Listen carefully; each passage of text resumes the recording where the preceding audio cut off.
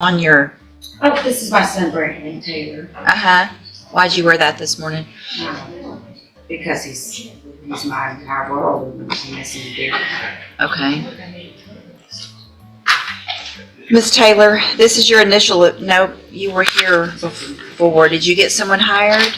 Ma'am? Did you get someone hired? No, I have contacted the court. Right away, this case hits with emotional weight. A mother, a child, and a courtroom. But here's the tension. Courts deal in facts, not feelings.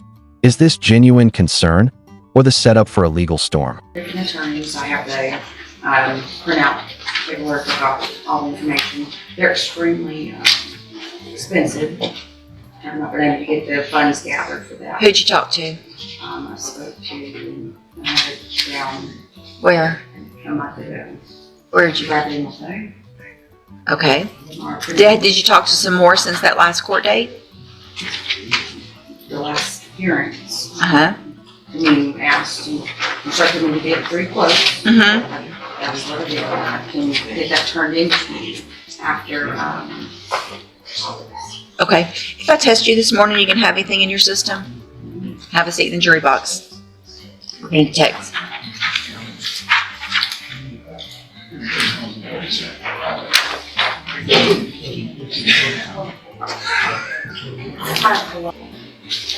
Ms. Taylor, you tested positive for amphetamine. And just like that, everything changes. A positive drug test isn't just bad optics. It's a direct violation of bond conditions.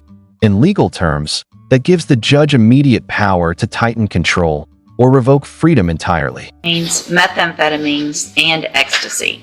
And so at this time, I'm going to find that that is a violation, obviously, of your bond conditions. And I'm going to raise your bond in your case to $100,000. Well, let me look at it real quick. I'm going to, let's see. In one of your cases, you're charged with assault on a peace officer, the other credit or debit card abuse. In each of those cases, I'm raising your bond to $100,000 in each case. If you make the bonds in those cases, you are ordered to wear a drug patch at all times, get it tested at the appropriate times, and then we will move forward with your case. can I ask a question, please? Mm-hmm. Am I about to be arrested? And Yes, you're going into custody right now. okay. I have a child. You shouldn't be using ecstasy and methamphetamine. If you have a child, you can go back with the bailiff. So I Go back with the bailiff right now. Go back with the bailiff. Go with the bailiff. This is the moment defendants fear most. The instant shift from standing in court to being taken into custody. No delay, no second chances. When bond conditions break, consequences move fast. My child is missing, and he's with a terrible person. Good morning, sir. Are you Christopher Paul Davis? And Mr. Davis, this is your initial. Good morning, sir. You're Denzel Lewis. Wait, did you catch that? Right as she's being taken away, she claims her child is missing and in danger. That's not a small detail. So why isn't the court stopping everything to investigate? Is this urgency or desperation? And Mr. Lewis, you were previously in court, entered a plea of guilty to the third-degree felony offense of unlawful possession of a firearm by a felon. The agreement was for a cap of 6 years in prison. I've received the pre-sentence report. Has everyone had an opportunity to review that report? Yes, Your Honor. Yes, sir. Are there any additions or corrections? Just argument from the defense. In addition, I have received the jail incident reports, which have been turned over to counsel. Have you both had an opportunity to review those? I have. Also, I have received this morning and now reviewed, it looks like 4 letters of support that Ms. Holmes brought today. Mr. Smith, have you had an opportunity to review those as well? All right, then Ms. Holmes, you may proceed. Thank you, Your Honor. I've been looking at the PSI report. Mr. Lewis does have obviously previous criminal history spanning from juvenile and to adulthood. The priors that he has, it appears with burglary of a habitation. It looks like 3 cases, but they ran concurrently, in which he was placed on probation and had a revocation in which he was sentenced to 8 years in TDC. He has since been discharged from that, Your Honor. And after being released, there was this traffic stop, which resulted in a firearm being found in the vehicle which Mr. Lewis was driving. Obviously, in reading his response to the PSI officer, I would allow him to elaborate more on that. Obviously, he did plead guilty to the offense, taking responsibility, and we are seeking probation in this case, Your Honor. We believe that at this point in Mr. Lewis's life, he understands, obviously, being incarcerated before, that is not somewhere that he wants to go back and spend potentially 6 additional years of his life. He would like this opportunity on probation to have that opportunity to spend and get back on track with employment, to take care of his family and provide for his family. And reading those support letters, Your Honor, he does have support here from family and friends in the community that are willing to step up and help him to make sure that he is a productive citizen and he gets back on track. He understands that there's just certain things with being a convicted felon that he cannot do.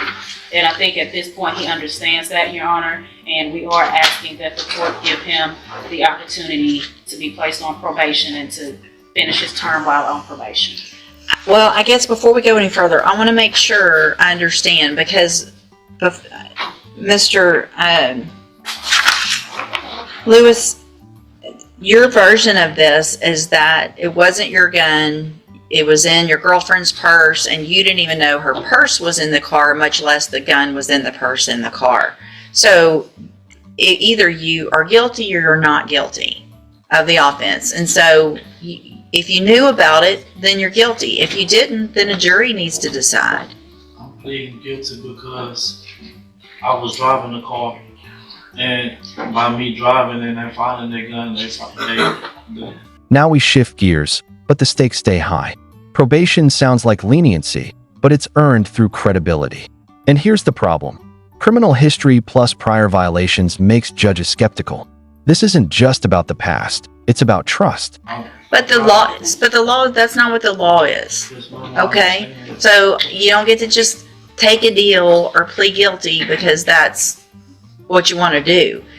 When you were here before, you stood in front of that clerk, you put your hand up, swore that you were going to tell the truth, and I said, are you pleading guilty freely and voluntarily, or are you pleading guilty because you did what they charged you with? I was, and I still am. Okay. All right, Mr. Smith?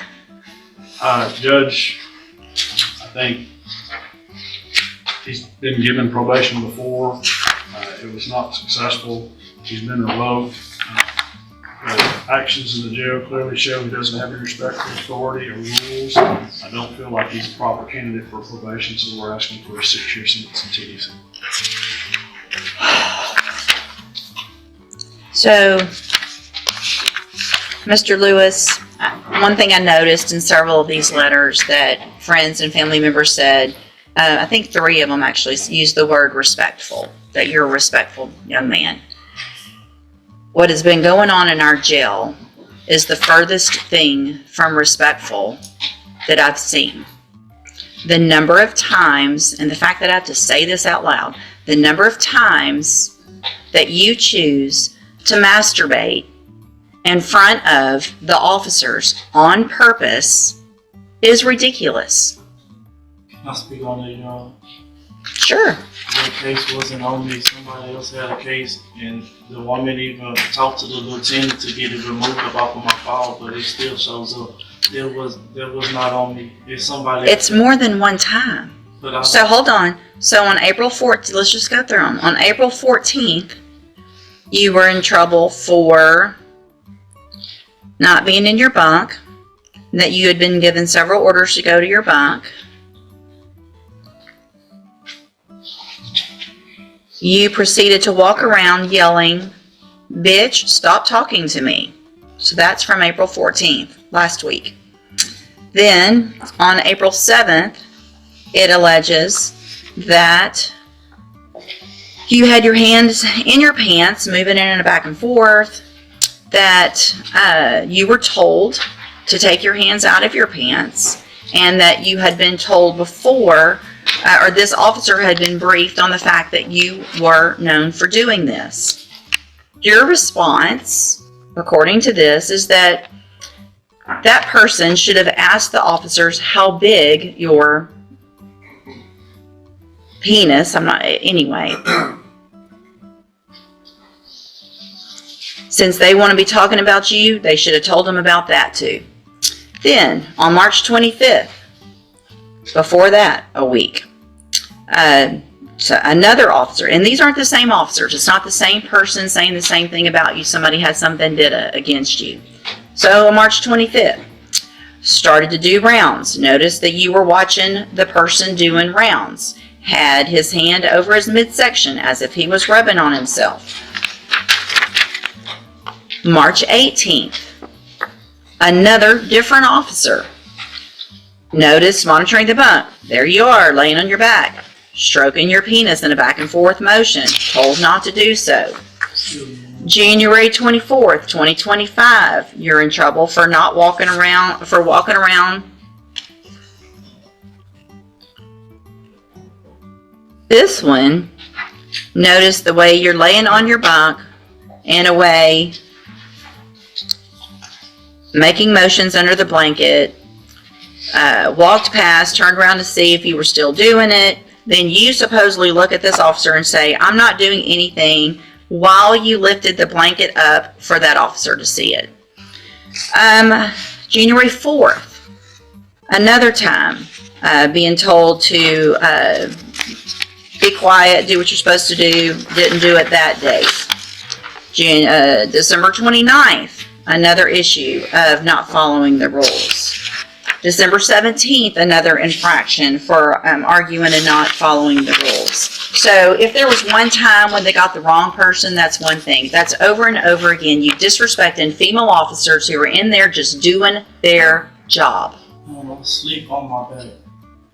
Sir, we're really going to do that? You ask me and I'm telling you, I sleep on my bed. Uh-huh. I have sisters. I have a mama. I don't do that. Them people write whatever they They're write. making this up on you? That's terrible of them to do that. If you look at my cases report, ma'am, I don't have any cases on none of that. I don't have any time. I'm not on no restriction on none of that. Okay. Up in the county. You were off parole, the way I do the math, less than a year. So you did your whole 8 years? Yes, ma'am. What'd you do in prison to have to do your whole 8 years? I was in SIG. For doing what? Just tattooing, contraband. Not following the rules while you're in prison. I'm going to find that you previously entered your plea of guilty freely and voluntarily. Find sufficient evidence to find you guilty, and at this time find you guilty of unlawful possession of a firearm by felon. Sentence you to a term of 6 years in the institutional division of the Texas Department of Corrections. You will receive credit on that sentence for any time that you've been in custody that the law gives you the right to receive. I'm handing you the trial court certification that shows this was an agreement that I followed, and so you've waived your right to appeal, and you're lucky that this was the agreement. Mr. Smith was generous. The fact is, you could have been enhanced to a second-degree felony because of your history, and you're lucky you weren't. I have also handed you a written admonishment regarding your ineligibility to possess a firearm or ammunition.